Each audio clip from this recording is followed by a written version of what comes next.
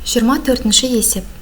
Ұзындығы 8 см болатын кубтың қабырғасын 25%-ға арттырғанда кубтың көлемі қалай өзгеретінін есептеңіз. Кубтың суретін салайық.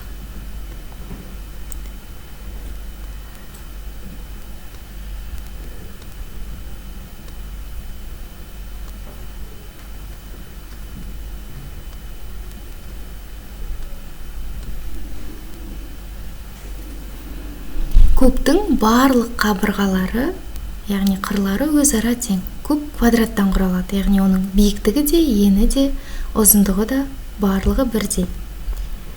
8 см.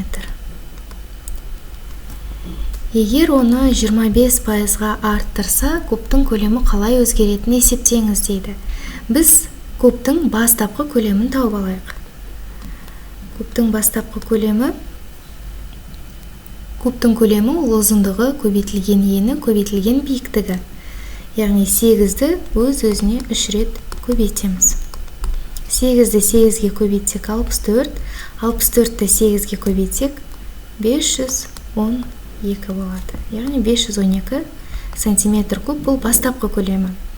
Енді оның қабырғасын 25%-ға арттырды дейді. Яғни 8 см-ді 25%-ға арттыруымыз керек. Ол үшін пропорция арқылы оның 25%-ын тауып алайық. 8 барлығы, яғни 100% болса, бізге оның 25%-ын табу керек. X-ті табу үшін біз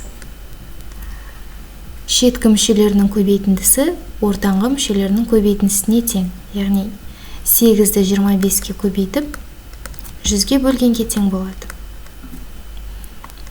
Бұны бөлсек, бұнда 100 бен 25 қысқарады 25-ке, бөлімінде 4, алымында 1. 8 бен 4 4-ке қысқарады, бөлімінде 1, алымында 2 қалады. Демек, 8-дің 25%-ы ол 2-ге тең.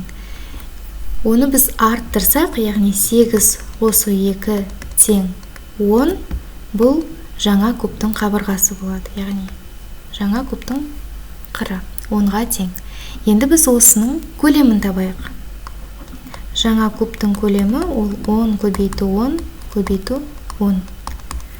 10-ды өз-өзіне 3 рет көбейтсек, ол 1000-ға тең болады. 1000 см куб. Енді бізге кубтың көлемі қалай өзгеретінін есептеу керек. Яғни жаңа пайда болған кубтың көлемінен бастапқы көлемді азайтсақ, біз қалай өзгергенін табамыз. 1000-нан 512-ні азайтсақ, 488-ге тең. Яғни біздің кубтың көлемі 488 см кубқа өскен, артқан. Сонда нұсқалардың ішіндегі дұрысы Б нұсқасы.